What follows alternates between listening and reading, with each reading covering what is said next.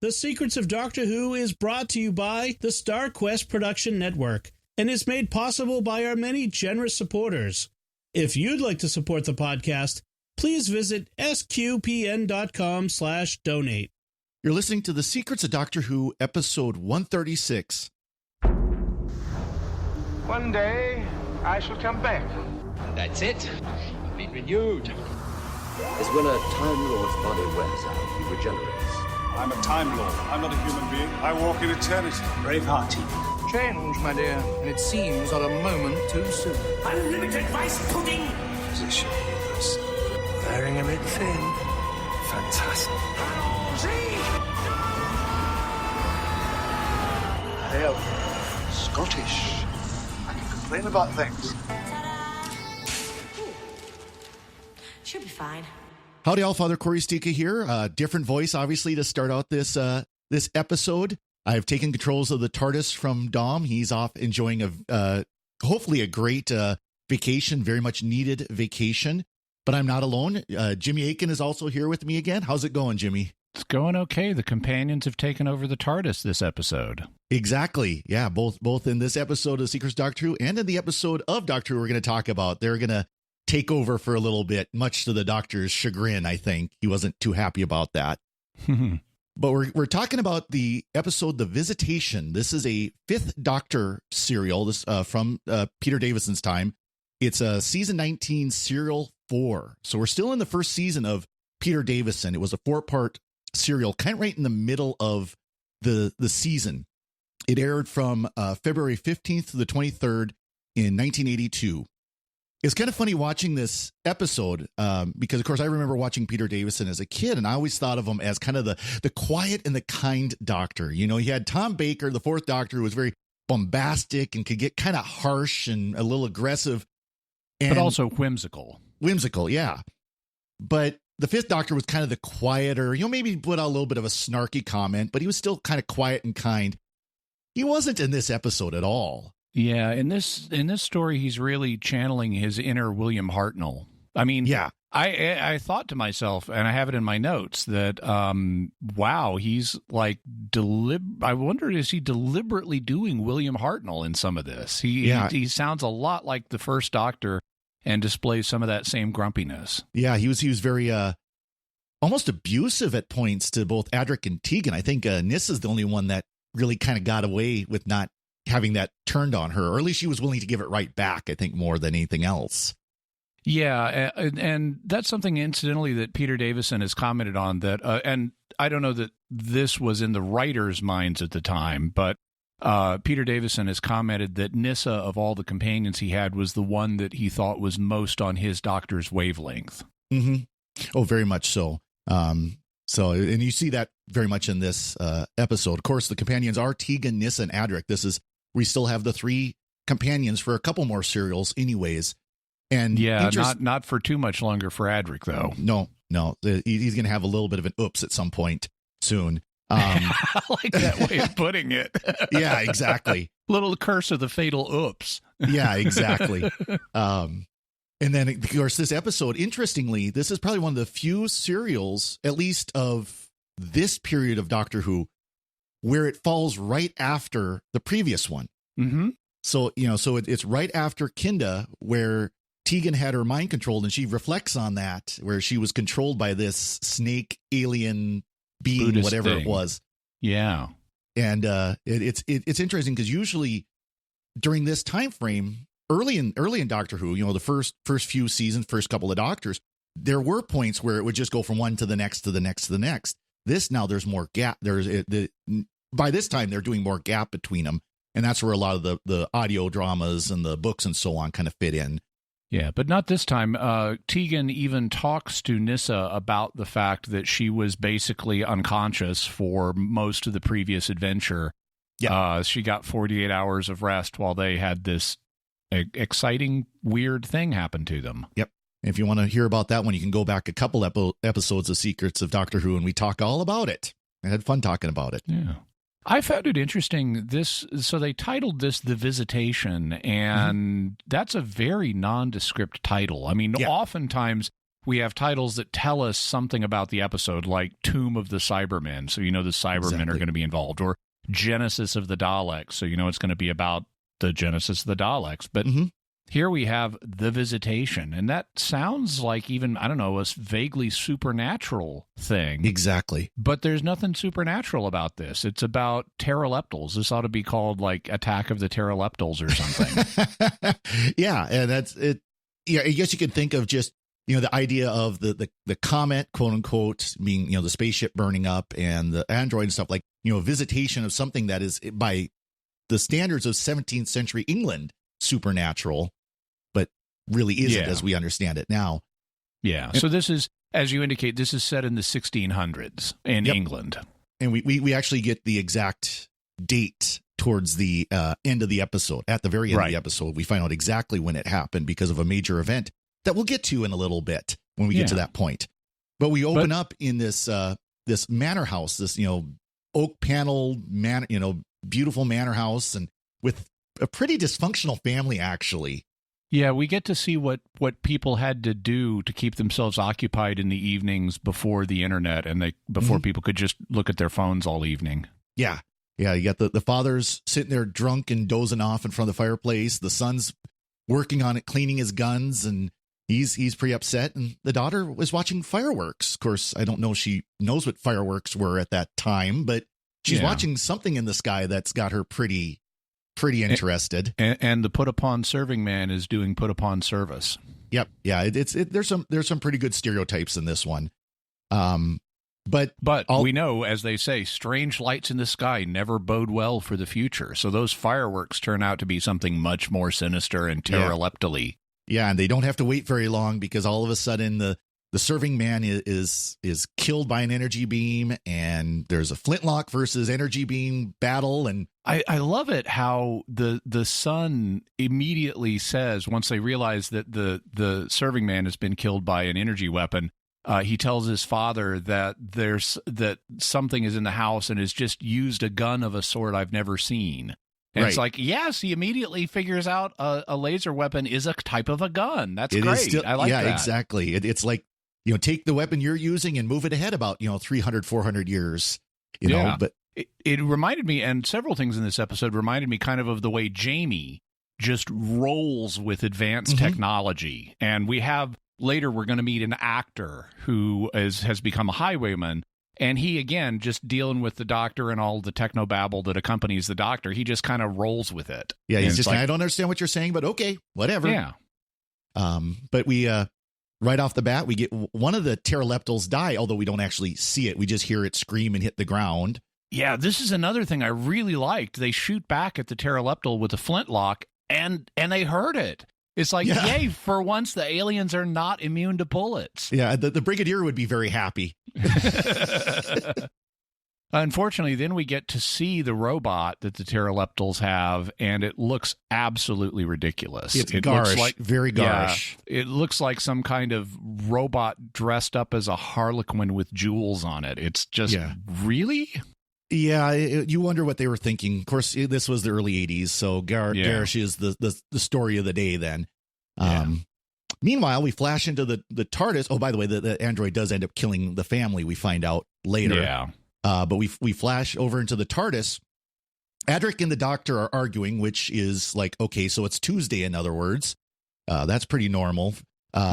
Nyssa and Tegan are getting ready because Tegan's finally going to be leaving the TARDIS. She's been wanting to get home, and she thinks she's going to get home. But of course, this is the TARDIS. Yeah, she's going to be here a lot longer than she thinks. Yeah, and the TARDIS gets to the right place.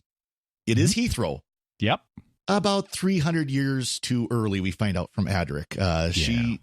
Needless to say, Tegan's very upset. She has some rather nasty words for the doctor and runs out. Yeah.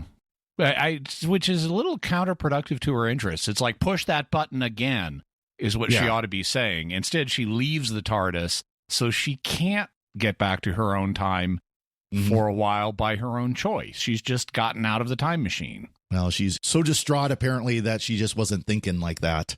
Yeah. By the way, one thing I really like about this episode that's also unusual for this time, although it's kind of characteristic of Peter Davison's time, we get to see more of the TARDIS than just the control room. So, like, we get to see Tegan or Nissa's bedroom in this. Yep. And so that's nice. I like being able to see extra parts of the TARDIS. Yeah, it is interesting because I know during the first Doctor, William Hartnell, we got to see quite a bit of the TARDIS. You know, there were quite a few other sets. And then they really kind of stopped showing the inside of the TARDIS other than the console room until towards the end of Tom Baker's era, really. Yeah, and then we had the one story that was a big romp through the TARDIS that looked exactly like a disused hospital. Exactly. So they're trying to show more of the TARDIS, and I suppose it makes sense if they have the sets to use them. You know, that's cheaper that way. So yeah, we did definitely get to see a little bit of the TARDIS in here. Well, so of course, you know, Doctor and everybody follows Tegan out, and they smell a sulfur burning, which, you know, if you've ever smelt that, that's a very distinctive smell. It smells like gunpowder or rotten eggs. Yep. Or gunpowder smells like sulfur. One of the two. No. Yeah. And of course, we immediately get TARDIS separation because they forget where they parked the TARDIS for a while. Yeah, no. They apparently took a really circuitous route through the woods or something, because otherwise you could just go straight back, you know, along the path you took. Well, yeah. Well, and of course, then there's the villagers who are burning something with that, where we have that sulfur. They attack them immediately, so they run off and get lost, basically. And the Doctor flips a guy. Yeah, I mean, flips him over. Does a little Venusian Aikido or something on him. Yeah, exactly. So yeah, Peter Davison's definitely a more physical Doctor than maybe some of them we've had in the past. But we also later find out the reason they're burning the sulfur is it's purification fires because they think there's a plague on, and so they're trying to do this as a ineffective medical procedure to protect people from the plague. This was still a time too when they did leeches for a lot of ailments, so you can understand completely. Yeah, but leeches actually have medical uses, but not as many as they thought. No, they used it for about everything. Yeah, surprisingly, maggots do too. Oof. I don't know if I'd want that, but I know, but people don't know it. But pharmacies actually tend to stock sanitized, sterile maggots because they actually are used in certain procedures. Well, that's right, for like cleaning wounds and things like that. Cleaning wounds, yeah, exactly. They're very good at that. Right. That's right. I forgot about that. Well, as they're running away from the villagers, they run into Richard Mace, a thespian turned highway robber. Yeah. So he really is a courtly highwayman. Oh, he's got this whole thespian shtick that he's doing. He's very gentlemanly and literate and everything, but perfectly happy to take your money. Oh yeah. He'll take anything that's not nailed down, and even maybe a few things that are in the process of this episode. He's quite the character. I kind of enjoyed him. But he takes him over to the barn where he's basically holing up, where he's hiding out. And he explains to them that the plague that everyone is worried about is strangely, it came after the comet, so it's associated with that. So I know this is some kind of alien thing. And it is more intense in the countryside than the city, which is the opposite of what plagues normally do. Correct. They're usually in more concentrated population areas because it can spread easier than, say, here, where there's not a lot of people for it to spread with. But as he's hanging out in this barn, he finds a kind of an interesting medallion that really catches the Doctor's attention. And we find out that it's actually a mental control device for prisoners. Yeah. So it's like you use it to keep unruly prisoners in line on prison planets. Exactly. So it gives us our indication we've got some kind of prison break going on here from an extraterrestrial place. And the Doctor's plan, very sensibly, as he tells Nyssa, is they want to find the aliens, so that'll stop the plague, and he's going to take them back to their home planet, wherever else they want to go. Right. He's at this point, he just thinks that it's the plague might be like a disease that they're spreading or something. You know, it's not. We find out later that there's much more to it than just that. But then they do find some C-cell batteries. I mean, power packs that are proof that there were survivors from this comet or fireworks were actually a crashed ship. Well, and it turns out that the barn where Mace is hanging out is actually attached to the manor house where we opened So of course they got to go. The doctor and companions have to go check that out and see what's going on there. And the doctor goes down this staircase that terminates oddly in a wall, and the doctor is very perplexed by this. He tells Nyssa that normally if you build a staircase, it goes somewhere, and she says, "Well, as a rule, it does." And I'm thinking Tevye from Fiddler on the Roof, the "If I Were a Rich Man" song. I would build one staircase going nowhere just for fun. But the doctor is amazed at this, and eventually, when the companions aren't there, he discovers that the wall or part of it is an illusion. And so we get this great shot when the companions come back and they're looking for him. The doctor just steps out through the wall. And I love Richard Mace's reaction to that. As a thespian, he thinks this is a great illusion. How did you do it? He's thinking it's like stage magic. Yeah, I could make money off of this trick, Yeah.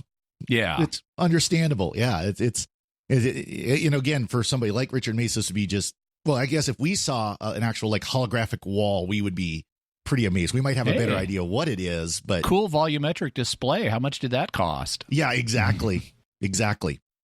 So they get through this wall, and it's a cellar that is full of soliton gas, which is basically technobabble that we've not heard of before or since, as far as I can tell. Yeah, and there's a thing that looks like an alien facehugger egg in there that is breathing out the soliton gas. Apparently, the pteroleptals, who we have yet to meet, need to breathe that in order to breathe comfortably. They can breathe their atmosphere without the soliton gas, but I notice whenever they're like out of doors and away from a soliton egg, they have like breathing problems, which is actually kind of subtly done in the episode. They don't point it out, but yeah, that guy's raspier than he normally is. Yeah, there's a couple of points where the lead pteroleptal is outside, and you can see he's having difficulty breathing, having difficulty moving. I mean, it's affecting him quite a bit. Kind of like it would be for us if we were in a low oxygen environment where we could still breathe and we would be fine, but it would be difficult. Apparently soliton gas isn't poisonous to humans either, though. But it is flammable, as the doctor points out later. Kind of like methane. Yeah. But there's also under in this cellar are a bunch of caged rats. Rats in cages. Creepy. Pretty wild. And then all of a sudden, the Grim Reaper shows up. And as we later discover, it's the garish android that they've put in a robe and a skull mask to imitate the Grim Reaper to scare the locals. Yeah, which is actually a pretty effective idea, I think. That actually looked better for the android than the garish android did. It did, yes. But the android's got a stun beam. He's got a phaser with setting for stun, and Tegan and Adric get stunned. Dr. and Nyssa and Mace retreat. So now we've got some companion separation, which gets worse as this episode goes on. If you tried to map out this episode, it would look like a plate of spaghetti. I gave really up. messy. It's like at one point we have almost every companion is on their own. Yeah. There's one point for a short time. There are 4 separate tracks, 4 separate storylines going on for a short time. So Dr. Nyssa and Mace get out of there. Tegan and Adric are taken to the pteroleptal's control room, where we first see his hand, the fish scaly hand hitting buttons, and hear him talking. They're interrogated about the doctor, and of course Adric spills the beans about the TARDIS because Adric can't help but overshare. And I like how at first they're trying to pretend there's nothing special about him. And the pteroleptal uses a rather deft piece of reasoning to cut through that. He says, "You are wearing synthetic garments made by a technology not yet known on this planet." Right. And it's like, oh man, our clothes gave us away. Yeah, we're wearing polyester. Darn it. Now, this isn't the only time that we get to see the pteroleptals, although it's very briefly. They were part of the alliance to trap the 11th Doctor in the Pandorica. So they're one of the races that was involved in that. And then they do show up in a couple of novels and some Big Finish audio as well. So as Classic Who is concerned, this is the only time this race is ever seen or mentioned. Yeah, we should mention for the listener what they look like. So they're basically humanoid, but they're kind of reptilian. and they have a head that's kind of reminds me of a lizard head, kind of like a Gila monster or something. It's also vaguely fish-like. Right. Exactly. So they do show and their name seems to be an anagram of reptile, right. Pteroleptal. So yeah. Yep, exactly. Well, while they're being interrogated, Dr. Nissa and Mace, they find this escape craft of the pteroleptals, or the pteroleptal. At this point, we only think there's one. We know later there's more, but we find their escape craft. And it's interesting. I like this where Mace says something extended about how can it be bigger on the inside? Yes, this is great. And you think, oh, it must be, a TARDIS. Dark says, oh no, it's just buried. Yeah, I love that. And it's essentially the same reaction that Bill had to the TARDIS in the 12th Doctor's time when she first got in it and sees it's bigger on the inside. She assumes she's just walked into a new room. Yeah, she thought it was just like a hidden closet or something. Yeah. But it's we find out that the pteroleptals, all the controls that they use in their control room, came from this craft. So they stripped it for parts, basically, so the thing won't be able to fly anymore. I'm assuming the robot did all the heavy lifting, literally. Yeah, exactly. And at this point, the Doctor's trying to figure out what to do about this android that they just met. And he thinks that it can be shaken apart by a sonic booster from the TARDIS. Ooh, sonic device. Yeah, they're going to rattle it apart, basically. I don't know. I've had some cars that you probably could have done that too, but that's another story. Yeah. As they're in there monkeying around, some villagers show up again. These villagers keep kind of cropping up out of nowhere. Yeah, and so the reason they come, it's a poacher and a couple of other guys, and they all are wearing these bracelets that are the same as the necklace that Richard Mace had been wearing, the mind control device from the prison planet. They're all wearing them on their wrists, except they have the power packs in them.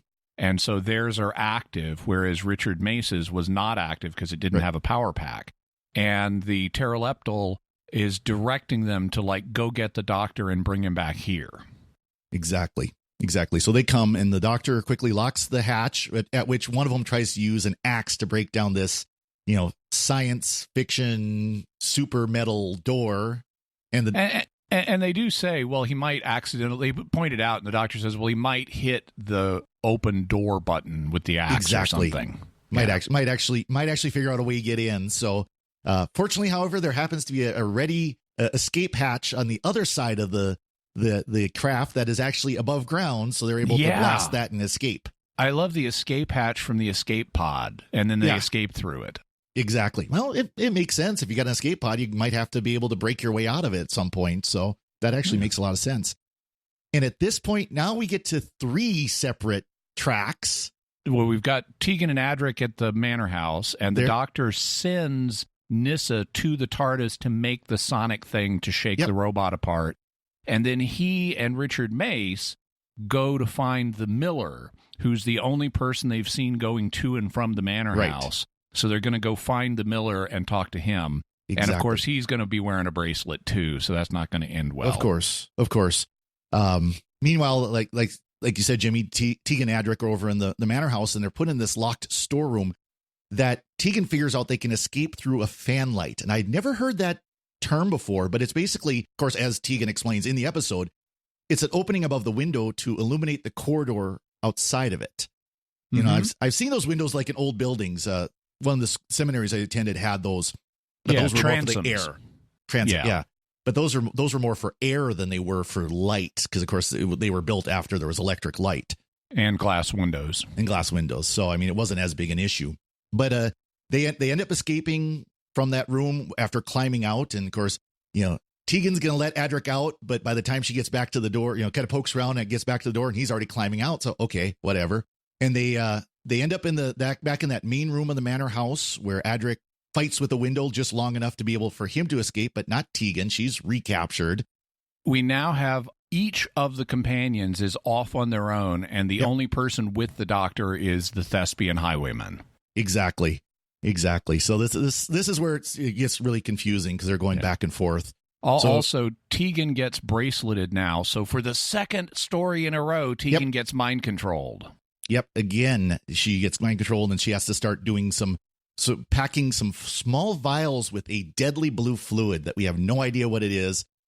Frankly, it looks like toilet bowl cleaner, but I wonder if it's connected to the plague. Could be. Or in the rats. You mean all the rats that the doctor and Richard Mace find in the Miller's barn? Yeah. So his cart, the Miller's cart, is full of a bunch of these rats in cages, but the Miller just ignores them. He just rides off with them, and of course, before the doctor and Mace can leave, the villagers show up again and threaten to behead the doctor and Mace. Yeah, because they think they're plague carriers. Yep. These villagers are not under mind control. At least most of them aren't. Correct. But there is one that was the head man of the village. Kind of, you guess you can call him like the mayor or whatever of the village. Shows up just in time to stop the execution and then lock up the doctor and Mace until he's ordered to bring them to the manor house, which doesn't happen, at least not by him. Meanwhile, back in the TARDIS, because we're intercutting between all these stories, Nyssa, for some reason, decides it's an opportune time to redecorate her bedroom, and she starts moving stuff around for no apparent reason. Yeah, I mean, they kind of explained that she needed more space to work, but yeah, it's just, that's my first is like, okay, she's rearranging the furniture now. Yeah, they at least should have given her a line like, I need to clear some room so I can make the Sonic thing. But they didn't give her such a line, so as far as the viewer knows, she's just redecorating. Redecorating because she got a few moments there. But she's not alone for long because, of course, Adric had escaped from the manor house, and now he joins her and then wants to get Nyssa to go with him to save Tegan, not realizing the doctor is also in need of being saved. And she wants rationally to say, let's wait until the doctor returns, because, of course, they can't face the android on their own. They need all the help they can get. I like how the doctor finally engineers their own escape back at the mill. Because you've got the headman there and the poacher is there, and they're both wearing the bracelets. And the doctor's solution is to snatch the power packs out of their bracelets. And it's like, wow, that's it for a security device to keep control of prisoners. That's a serious design flaw. Just grab the battery and they're free. Yeah, it's so funny because it looks literally like you took a C cell and put it like in the middle of this little crystal. And so all you had to do was just pull that battery pack and it shuts off. Somebody didn't think about that one. Yeah, serious design flaw there. And then to enable them to escape, the Grim robot breaks into the mill and grabs the scythe that they were going to use to behead the doctor and the actor. So now he's got the complete Grim Reaper image with the scythe. Yeah, for that one scene, you've got him holding it just right, like you always see it. That was done intentional. There's no accident to that whatsoever. But the doctor and Mace are taken to the manor house, and that's where they meet the Pteroleptal for the first time. There's one point here where the doctor mentions the name Pteroleptal, and it's before he actually sees him. So it's one of those. Of course, you can headcanon it of, well, he saw the bracelets and knew it was a Pteroleptal bracelet or something like that. But they don't really explain how he knew what they were. No, so that was one of those usual writing oopses. But they go to the Pteroleptal, and we find out that the Pteroleptal is a escaped prisoner from the Tinclavic mines on Raga, and can't return to his home planet because to be sent to those mines is a life sentence.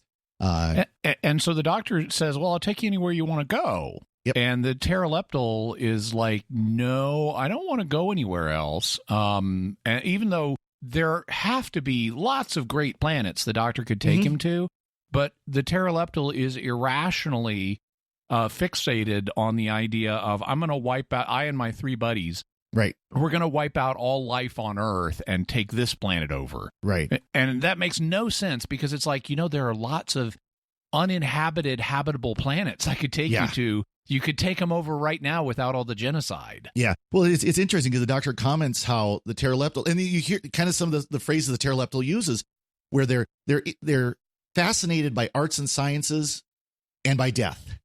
And he's I never understand how you could have both. But I think, obviously the Pteroleptal wanted the finer things that you could still get on Earth, even at, 17th century Earth, without being stuck on some, deserted planet somewhere in the middle of nowhere, apparently. I guess. Yeah. Now, what I found interesting here, because the doctor, now they didn't have this concept in the show at this point of fixed points in time. Right. But the doctor, from a modern perspective, has to know there are lots of fixed points in time connected with Earth's future history. Exactly. So this pteroleptal genocide plan cannot work. Right. But or would cause massive paradoxes if it did. Mm-hmm. And so if this episode could be rewritten in light of modern Who, right, it would be interesting to bring that in and say and have the doctor explain. One of the companions from the 21st century or 20th century could say, "Well, doctor, I know that this can't work, right? I mean, I'm from the future." And the doctor is like, time can be rewritten, and there are these future fixed points, and if he messes with them, it'll cause an even worse cosmic catastrophe. Exactly. We have to stop this. Exactly. So it again, that is something that came in with New Who, that you really didn't see that in classic Who, any kind of concept like that. So the doctor gets manacled because, of course, he can override the mind control devices. The Mace gets mind controlled. He gets one of the bracelets put on him. And Doctor's locked away in a storeroom, which leads to a very tragic moment here in a few minutes. But before we get to that, Adric decides he's going to go looking for the Doctor and gets captured by mind-controlled villagers as Nyssa watches helplessly. Immediately. Yeah, he just walks out of the TARDIS and gets immediately captured as Nyssa is looking on. Yep. And then... And the nice thing is Nyssa is tempted to go rescue Adric and decides to stay on mission. She was the one saying to him, we've got to stay on mission. We got to finish this Sonic thing for the Doctor. Exactly. And she decides, nope, I'm not. Adric's just being an idiot. I'm going to stay on mission. She gets the door halfway open, goes, no, this is stupid. I got to get this finished, and shuts the door again and goes back to work. And I love how she's working on it. She whips out a can of it's probably the British equivalent of it, but what it looks like is WD-40. Yeah, exactly. Yeah, and she's spraying the WD-40 onto the Sonic thing. And where I came from in the South, there was this saying that you could fix anything with WD-40 and duct tape. So I'm just waiting for her to whip out some duct tape and stick it on the Sonic thing. If it moves as it shouldn't, duct tape it. If it doesn't move and it should, WD-40. Right. Very familiar with that phrase. Tegan and Mace, they go outside, they show outside, and they're loading some of these boxes, these vials into cart. So they're doing the work of the pteroleptal, so he doesn't have to. And this is now the Doctor's like, of course, the Doctor's going to try to escape. So he's ruffling through his pockets. He finds his sonic screwdriver, string, and power packs. And a tragic moment in Doctor Who history occurs. Yeah. The pteroleptal destroys the sonic screwdriver, and the Doctor mourns. Yeah. I feel as though you've just killed an old friend, he says. What's interesting about this, though, of course, we've seen in New Who how many sonic screwdrivers get destroyed. And the next episode, he just grabs a new one right off the TARDIS console and keeps going. But we don't see the sonic screwdriver again until the 1996 movie. Right. Yeah. And actually, the plan here was for him to go into another room of the TARDIS where he had a bunch of sonic screwdrivers and pick one off the shelf. Mm-hmm. But John Nathan Turner said, no, I want it gone, because they thought it had become too much of a solution to plot problems. He wanted the Doctor to have to think his way through things instead of just waving the magic wand at him. Right. And this is why in Time Crash, the episode where the 10th Doctor meets Peter Davison's 5th Doctor, David Tennant is like holding a sonic screwdriver and suggests that Peter Davison get his, and then he says, oh, wait, that's right, you went hands-free. Yep, exactly. So, anyways, the sonic screwdriver's gone. It's destroyed. It's all coiled up in a ball of death. And Tegan is brought in by the pteroleptal with a caged rat that we find out has been poisoned with the plague. So so he uses basically like a hypospray to infect the plague rat. And Tegan brings it in and starts to open it as Mace points the gun at the Doctor. Yeah, so this is the alien plan revealed now. This is how they're going to do their genocide. They've got all these rats. They're infecting them with the blue liquid, and they're going to let them go in London. Yep. And I guess then it'll take years to spread over the Earth by slow wind-powered transport ships. But eventually the human race will die. Yeah. The pteroleptals apparently have long lifespans. I don't know. I guess, yeah. But before Tegan can get it open, the doctor just charges one of the power packs with its cool little blue lightning effect and hits the gun with it. Mace drops it. Doctor just grabs both their power packs, pulls the batteries again, and both of them pass out.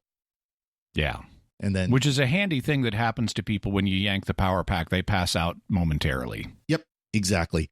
But then we find out that Mace is able to pick locks, so he gets the doctor's manacles released. So, and then the doctor shoots the door with the pistol and never misses, and yet didn't hit the lock, but somehow the door opened, I guess. Yeah, aimed it just right, apparently, to the door's secret pressure point or something. Yeah, exactly. Mace still thinks he picked it, but anyways, so as they're escaping, the Miller shows up, and they don't get too far. But then they're able to get into the control room. Doctor's able to get into the control room, activate the Miller's bracelet, and then finally remove the control circuit for all the bracelets. Yeah. So now nobody is under the Pteroleptal's control anywhere except for the robot who the Pteroleptal has sent to the TARDIS to fly it. Yep. So he assumes the robot is going to figure out how to fly a TARDIS and take it to him, and that's part of his new plan. Now that now that the Doctor has brought him a TARDIS, it's like we're going to wipe out everyone on Earth. We're going to rule the Earth like kings, and we're going to have a TARDIS we can go wherever we want with. Exactly, and come back to our base on Earth. Exactly. But what the Pteroleptal doesn't know is Nyssa is in there, and she's finally got the sonic device to working. So when the android comes in, she puts on ear muffling headphones. Oh, yes. Safety first. Yep. And turns on the device, and it does shake the robot apart and cause it to explode. Right. Yeah. Adric was taken away by the villagers. Well, when the control was lost, it doesn't state this explicitly in the episode. You just basically got to kind of think about it. Once the villagers control was lost to the villagers, Adric was able to escape from them. And as he's coming back, Nyssa sees him, goes outside. Oh, Adric's here. And of course, the android's right there and prevents her from shutting the doors. Yeah. Also, the robot, I think, scared the villagers, and some of them, and the non-mind controlled ones, into running off. And that also helped Adric get away. Yep, exactly. And the android ends up leaving a huge mess in the TARDIS, including blasting one of the doors. I'm sure the Doctor wasn't pleased about that either. I know. The first thing the android does, it comes into the TARDIS and it shoots a door for no reason. Just because. There's no one it's shooting at. It's not even trying to shoot into the next room because there's apparently another barrier between it and where Nyssa is. And so it let's just come into this and shoot for no reason. Just start blasting just because. But they get the android destroyed, and Adric moves the TARDIS to the manor house. The sonic thing that Nyssa was using, it looks kind of like a big air compressor. Yeah. And it's basically a giant immobile sonic screwdriver, if you think about it. Yep, exactly. So, but they get the TARDIS moved, including a little percussive maintenance. They're sitting there going, no, how would the Doctor handle this? Oh, yeah, smack. And the TARDIS materializes. Which the Doctor was not pleased about, that they moved his TARDIS, Yeah. He had a little bit of a snid about that. But he's able to use the TARDIS to find where the Pteroleptals are in London and fly, and is able to accurately pilot the TARDIS right out in front of the building, basically. You know, again, one of those times where the TARDIS behaves itself. Yeah. Sure. By the way, speaking of the Doctor being grumpy about the companions flying the TARDIS, I like how capable Nyssa is in this episode. And Adric, really, he's also capable. He is able to fly the TARDIS. The Doctor's kind of grumpy about that. And what I found interesting is the companions, even when the Doctor is not there, comment on how he's being grumpy. Yeah. And I think that may have been a deliberate writing choice on the part of the writers to counterpoint Peter Davison's boyishness. Right.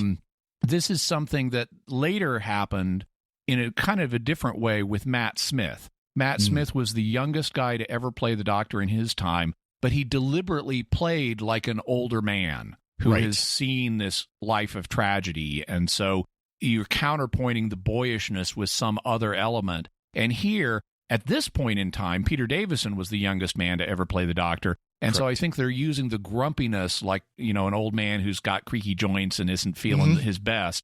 can be a little grumpier. So they're using the grumpiness to counterpoint his boyishness. Yeah. And it's effective because like I said, when I was a kid, I thought him as kind of like the nice, quiet doctor. But as you watch, as I watch him now, I see, no, he really was, he could be a little aggressive, Snippy. a little snippy. That's a good word for it at times.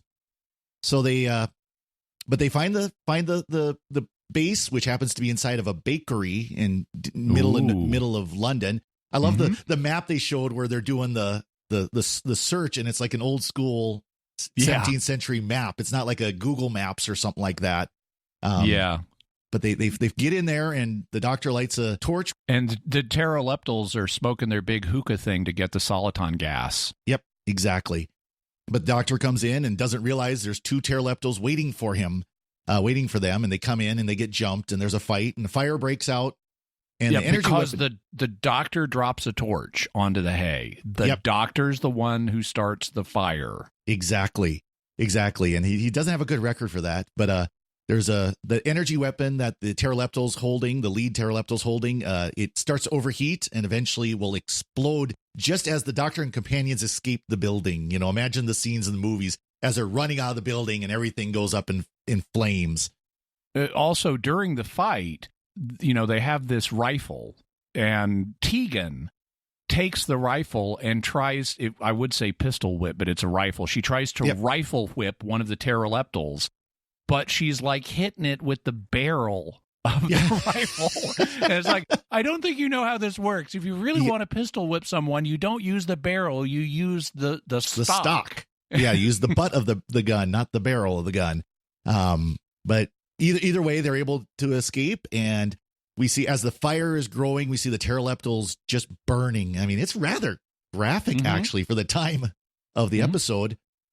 And the doctor and companions rush into the TARDIS as May sticks around to help fight the fire, quote unquote, meaning make sure that any record of the pteroleptals burn up. And the companions ask the doctor, why didn't they stay to help with the fire? And the doctor says, the fire should be allowed to run its course. Yeah, because he has a feeling that's the case. Because it was the Great Fire of London in 1666. The doctor started this Great Fire of London. And he doesn't have a great record with fire because, as we talked about last week, the first doctor influenced Nero to burn Rome, and then the fifth doctor started the Great Fire of London. Yeah. And as we end the episode, we then pull out on a sign reading Pudding Lane, which is where the Great Fire of London broke out in a bakery.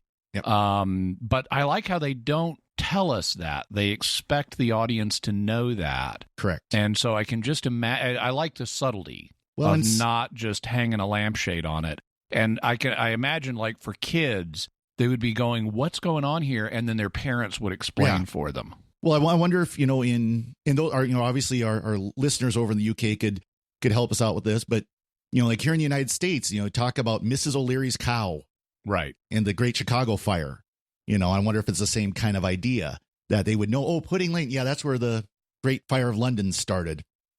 So, and as Jimmy said, that's how the episode ends. So is there anything else you want to mention, Jimmy? No, I think it was a fun episode. It was. It's a historical that fits the modern historical formula of, okay, we're in the past on Earth, but we've got aliens. Then I'm looking forward to our next Fifth Doctor story, which we won't get to for a while because we got to cycle through the other Doctors. Yep. But I'm looking forward to the next one, which is the final true historical in the series, Black Orchid. Oh, yes. It's a two-parter that's set in the past on the Earth, and it's set in like the early 20th century. And there's no aliens, there's no sci-fi. It's just a historical drama, and I'm looking forward to that. Yeah, exactly. That's another good episode. So as we wrap up, I want to again thank you for listening to The Secrets of Doctor Who and all our podcasts. We appreciate your support of our podcast. Listening to our podcast, sharing them, commenting on YouTube and Facebook, liking all the ways that you can show how much you enjoy our podcasts. I also want to encourage you to take a look at our Patreon campaign at sqpn.com/give. It's a way that you can help us keep these podcasts going. We enjoy doing them, but it does cost money to keep them on the air, so to speak. Especially, I want to thank those who are supporting our Patreon campaign. especially John G., Edward C., Ryan R., Mindy M., and Daniel C. If you'd like to join them in our campaign, again, you can go to sqpn.com/give and click the Patreon link. Once again, thank you for joining us, and thank you, Jimmy, for coming. My pleasure, Father Corey. And glad to be here as well, and thank you for listening to Secrets of Doctor Who. And remember, you call yourself a Time Lord, a broken clock keeps better time than you do. At least it's accurate twice a day, which is more than you ever are. Right. This is gonna be fun.